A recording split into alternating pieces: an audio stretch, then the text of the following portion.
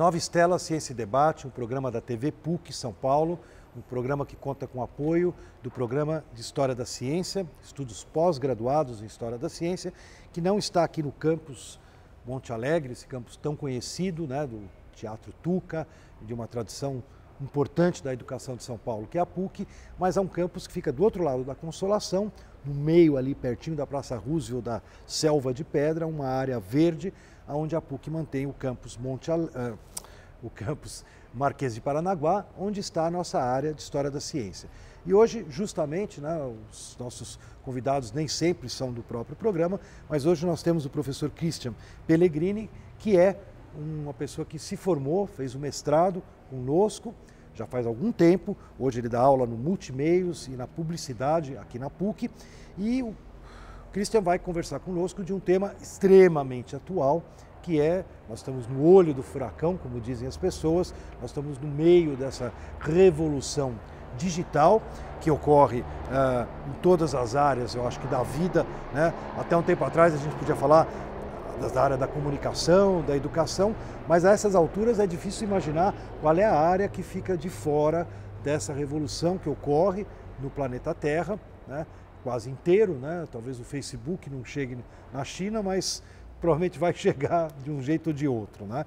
Principalmente porque a portabilidade, né, do celular permite então que qualquer cidadão, né, o Brasil tem mais do que um celular por habitante, né, isso está sendo noticiado já há alguns meses, né? Então todo mundo hoje em dia pode se integrar a essa transformação através de um bichinho pequeno que tem no bolso, que é o seu celular. Christian, muito bem-vindo. Você fez o seu mestrado sobre o Claude Shannon e a Revolução Digital, que já foi tema de programa nosso aqui no Nova Estela. Hoje eu queria que você brevemente introduzisse o nosso telespectador na sua pesquisa, que remonta ao princípio do século XX, e depois abrisse um espaço aí para a gente discutir, afinal de contas, para onde vamos com toda essa vida digital no planeta. Ok, professor, primeiramente obrigado pelo convite, é um prazer estar no programa novamente. Meu mestrado foi sobre o matemático e engenheiro Claude Shannon. Foi um americano que nas décadas de 30 e 40 elaborou um corpo teórico que participaram de maneira muito intensa em todo o processo de construção da indústria de informática e que veio a culminar nessa onipresença dos gadgets, dos pequenos computadores que a gente carrega no bolso, que a gente carrega no carro, na mochila, e que estão imbricados na nossa vida, no nosso cotidiano, fazem parte de forma tão intensa da nossa realidade. Esse foi o meu trabalho de mestrado, desenvolvido lá no programa de História da Ciência. E o que você achou de interessante, assim, brevemente, para depois a gente já entrar no século XXI? O que aconteceu no século XX, bem antes da Microsoft, da Apple aparecerem? É interessante notar que quando a gente fala de história da informática, né, num primeiro instante a gente começa a pensar ali nas mudanças dos anos 70, né, justamente nesses nomes, nessas grandes corporações. Mas antes disso há todo um processo de convergência e de síntese de uma série de conhecimentos científicos, de desenvolvimentos tecnológicos que acabaram culminando aí sim, né, na indústria da informática, né? Antes de existir essa indústria da informática, existia muita gente pesquisando, seja em centros de desenvolvimento ligados a outras indústrias que não a da informática. Porque nem existia. Não existia ainda, né? Mas a gente sabe, por exemplo, que a indústria das telecomunicações investia consideravelmente em pesquisa e desenvolvimento. A gente sabe de empresas como a General Electric ou como a Philips, né, que tem um histórico bastante importante de investimento na área de pesquisa e desenvolvimento. Agora, isso tudo aconteceu aí ao longo dessas décadas e quando chega nos anos 70, aí sim nós vemos surgir esses nomes que permanecem até hoje, né, que aparecem num primeiro momento com todo um discurso libertário, com toda uma influência bastante forte dos movimentos de contracultura lá nos Estados Unidos e que hoje acabaram por se tornar empresas do tamanho que são e com toda a força política, ideológica que tem. Mas antes disso há um processo de desenvolvimento de pesquisa que é bastante interessante e que é uma história que precisa ser contada, é uma história que precisa ser conhecida. Que era o nascimento das indústrias efetivamente da revolução da informática. Sim, sim. Eu acho que é importante a gente saber que, primeiro que por trás, né, de todos esses nomes, esses grandes nomes, a gente tem aí um ideal, né, de dar a informação ao cidadão. Né? Então, se a gente pegar o histórico da Apple, isso era muito forte, né? A gente sabe de todo o discurso libertário que está na origem dessa formação de indústria, a mesma coisa no caso da Microsoft e tal. Mas esse discurso libertário, ele ficou lá no discurso, acabou gerando... acho que isso vai dar algum processo. Tudo bem. Não, eu acho que não. Acho que é uma polêmica grande. Eu participei agora há pouco tempo num evento, talvez você tenha ouvido falar, o Social Media Week, sim, né? Sim. Um evento que acontece já em muitas capitais do mundo, Tóquio, Londres, e aqui em São Paulo aconteceu no MIS, no Museu da Imagem e do Som. A PUC tem até, através da minha participação lá, né, uma parceria, algumas transmissões online no site da PUC, são feitas a partir de debates que acontecem lá, que são debates que estão puxando essas questões. E eu acho que essa polêmica ela é interessante. Eu particularmente, gostaria de discutir contigo, talvez um ponto que você falou, que eu acho fundamental. Quer dizer, existe ou não existe, por detrás da indústria, da informática, da popularização do computador, como você falou, quer dizer, na medida que hoje em dia o custo, né, tanto para você ter o aparelho, né, que seja um celular ou daqui a pouquinho um tablet, né, nós estamos vendo aí a chegada dos grandes monstros do tablet no Brasil, e há poucas semanas aí se anunciou que o Kindle da Amazon, né, eventualmente vai custar R$ 199, que é um preço, obviamente, acessível. Você compra em 10 vezes, é R$ 19,9 por mês. Né? Isso não é ainda fato, né? Não estou nem vendendo o produto, porque nem sei se vai acontecer. Há um rumor, né? Um rumor muito positivo. Né? E eu vou te falar o seguinte, por exemplo, eu vou pegar um exemplo de uma área da propulsora do conhecimento científico, o conhecimento da sociedade de um modo geral, seja o ensino básico, fundamental, ensino médio, ou ensino terceiro grau, o ensino universitário, que é o acesso à leitura. Né? Você deve saber, a gente fala muito aqui no UFCL, eu puxo muito, às vezes, a sardinha aí para a questão da leitura, né? Por considerar que a leitura foi, é e continuará sendo, provavelmente, a base da grande desenvolvimento cultural da humanidade. Isso desde os rabiscos nas cavernas, os papiros, pele de carneiro e tal. E eu penso assim, te provocar, né, uma discussão. Né? O livro teve uma grande papel, né, na universalização da leitura, da escrita e do ensino. Quer dizer, se a gente quiser traçar um pouco da história da modernidade, a gente vai encontrar na Bíblia de Gutenberg, não é só a Bíblia de Gutenberg, tem vários experimentos acontecendo com os tipos móveis, tal, a sua origem no Oriente, tal. Mas, enfim, a partir do momento que se começa a imprimir na Europa e a América, justamente a época tudo muito, também é um período muito de transformação, as navegações, descoberta da América, a gente tem a história das gráficas aqui no nosso continente, desde o norte até o sul, o Brasil sempre um pouco nessa época atrasado por causa do peculiaridades de Portugal, que não liberou a impressão na colônia, tal.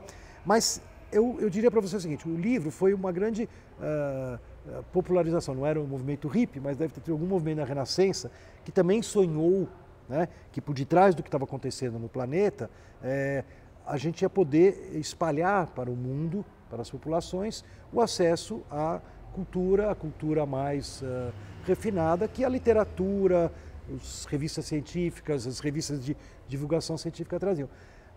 Você não acha assim, que esse sonho libertário, de certa forma, prevalece ou se mantém, apesar de, como você falou, claro, o Bill Gates se tornou bilionário, o Steve Jobs se tornou bilionário, o Mark Zuckerberg, lá o Steve Bees do Twitter, o Facebook, e assim vai por diante, nomes que não acabam mais, né? É engraçado a quantidade de pessoas que se tornou bilionária, né, com essa indústria.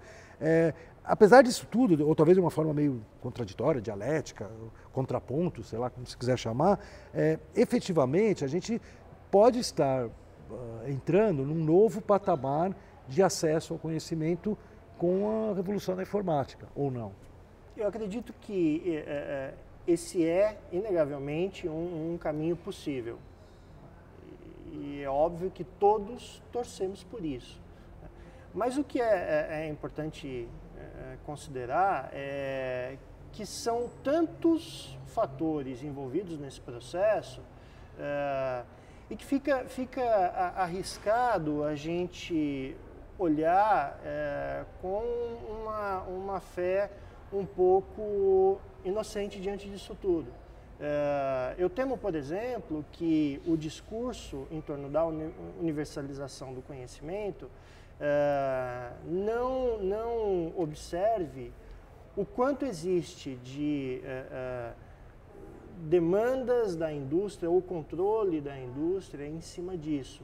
Eu temo, por exemplo, que a questão em torno de padrões técnicos, né? Então, o meu documento não abre no seu dispositivo, o seu documento não abre no meu dispositivo. Eu temo, por exemplo, que isso acabe levando para a concretização desse ideal de universalização do conhecimento, acabe levando a um novo nicho de exploração comercial.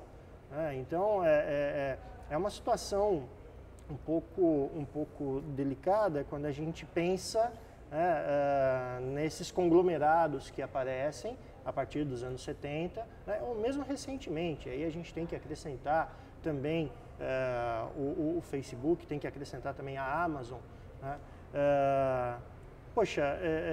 Como é que fica essa questão da universalização do conhecimento diante de reserva de mercado, diante de determinação de padrões técnicos?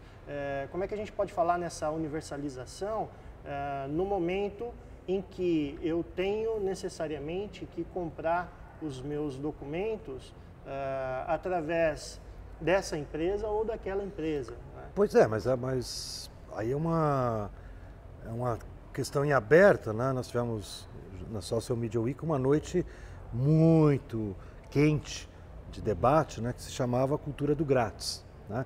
Quer dizer, uma das... É interessante porque eu fiz uma pergunta para a plateia, né, e o pessoal ficou meio perdido para responder, né?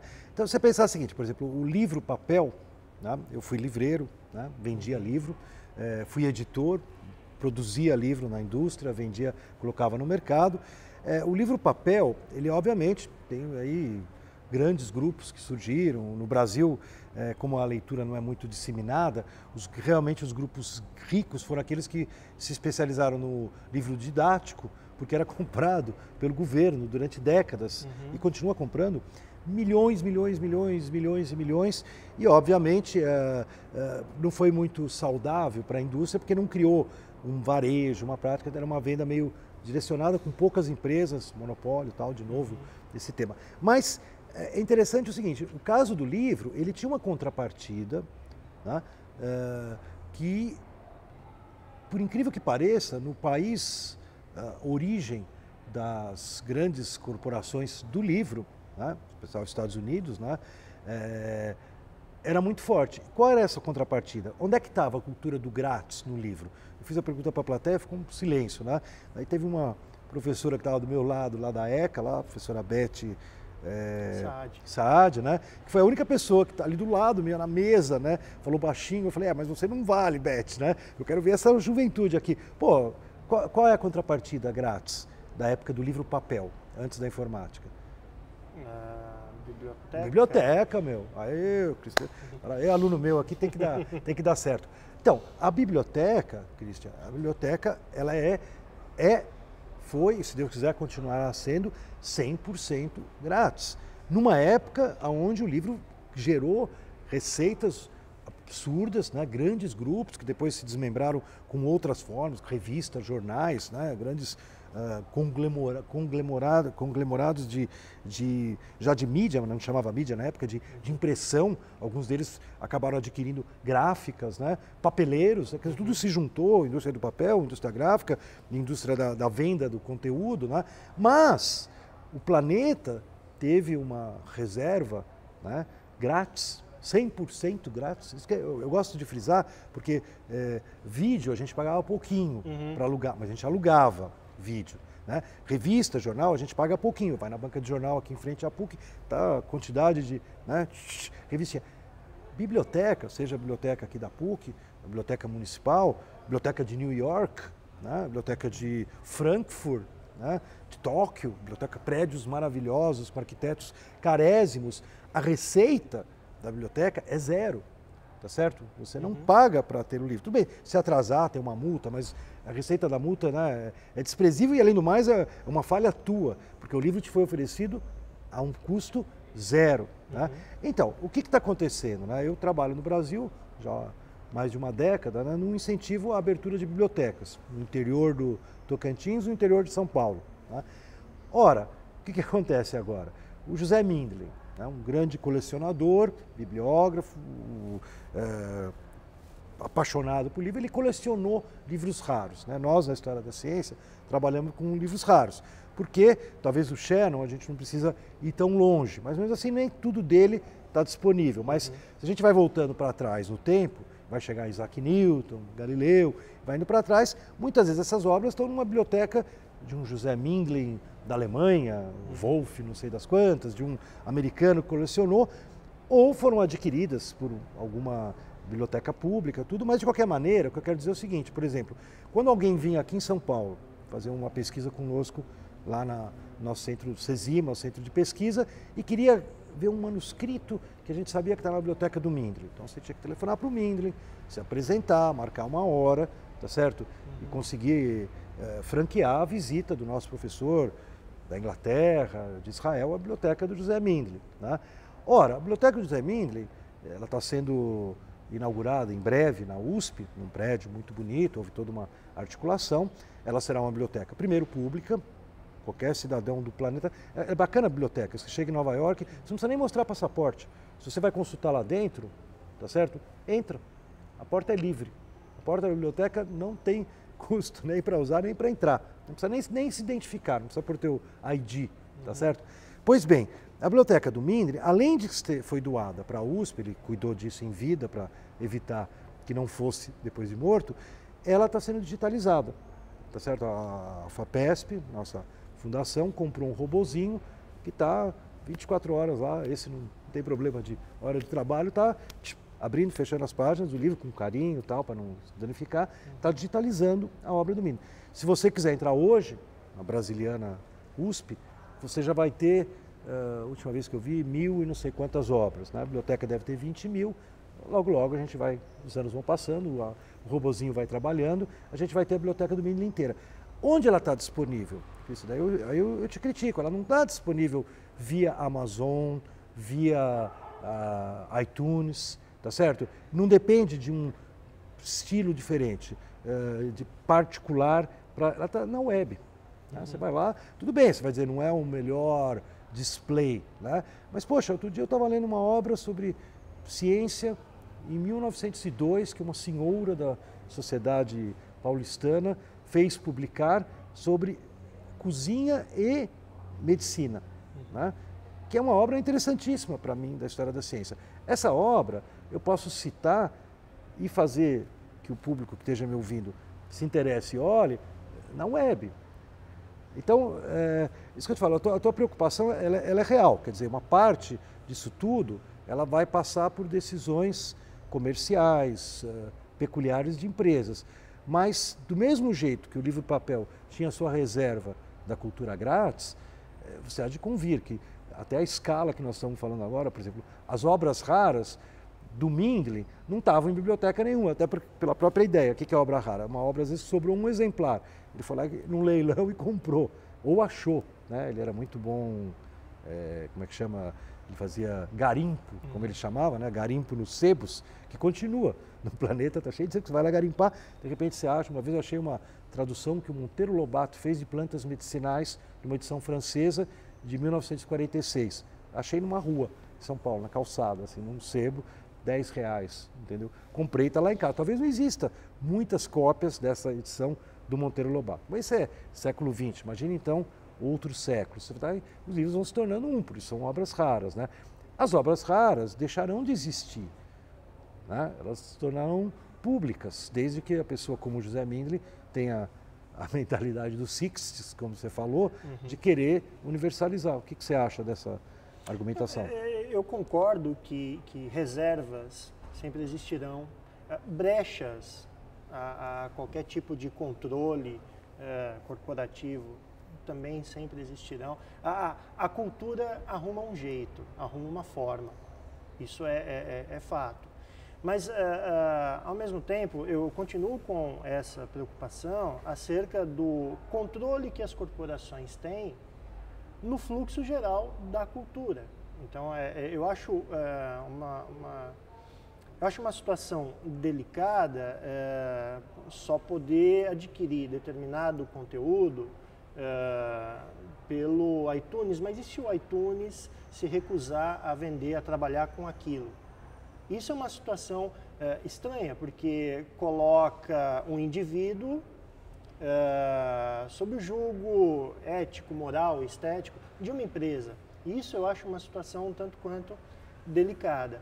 É possível que a gente encontre uma outra via, uma outra, enfim, um outro caminho para esse conteúdo e tal. Só que, ao mesmo tempo, a gente nota esse discurso, no sentido de uma universalização do conhecimento e tal, em todas essas grandes corporações. E é isso que eu acho um pouco incômodo. Então, que bom que essa possibilidade de acesso à obra rara ou a obra que está sendo objeto de censura. Que bom que a gente vai continuar conseguindo acesso a isso, né? E, aliás, de uma maneira muito maior, muito mais simples do que era antigamente, né? Então, fácil é censurar um livro, difícil é conseguir censurar a internet, né? A gente dá um jeito, vai lá e acessa.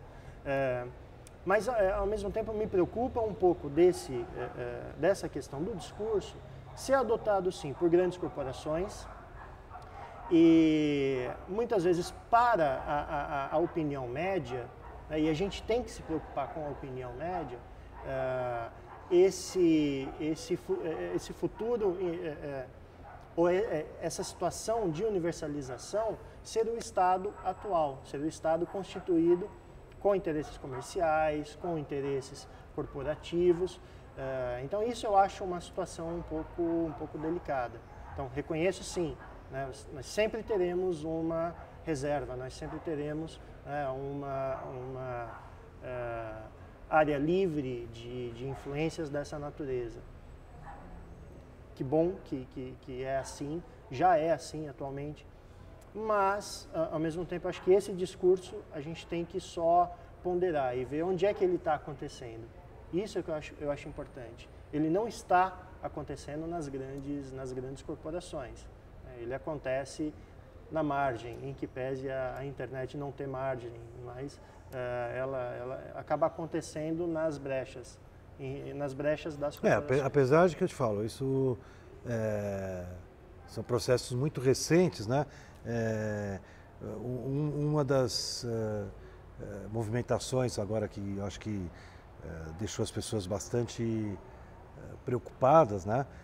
Foi justamente uma iniciativa lá nos Estados Unidos, e eu agora no Social Media Week, aqui no MIS em São Paulo, descobri que tem projetos de senadores, deputados muito parecidos no Brasil, que é o seguinte, quer dizer, existem não exatamente, como você falou, não lojas virtuais, como a Amazon ou a Apple, mas existem outras coisas que eu não sei nem que nome a gente dá, né? O Facebook, o Twitter, redes sociais, o Google, como é que a gente classifica? É um buscador?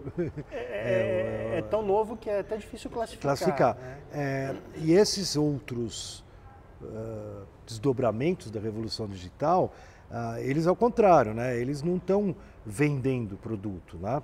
São corporações extremamente valorizadas, né? O IPO aí do Facebook está anunciando que vai colocar 100 bilhões de dólares na mão dos acionistas, né?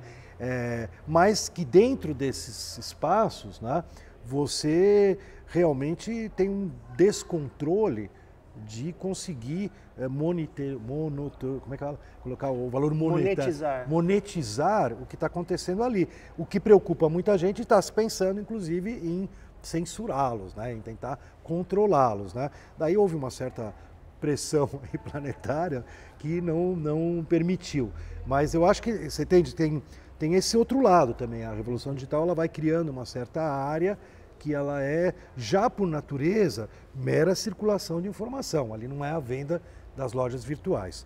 De qualquer maneira, Cristian, nós estamos novamente chegando ao final de mais um Nova Estela, Ciência em Debate, um programa da TV PUC São Paulo, e que busca, com os nossos convidados, hoje o professor Cristian Pellegrini, aqui da PUC São Paulo, trazer para o nosso telespectador uma perspectiva reflexiva, uma perspectiva histórica, para compreendermos esse fenômeno tão profundo que é a presença da ciência e da tecnologia nos dias atuais.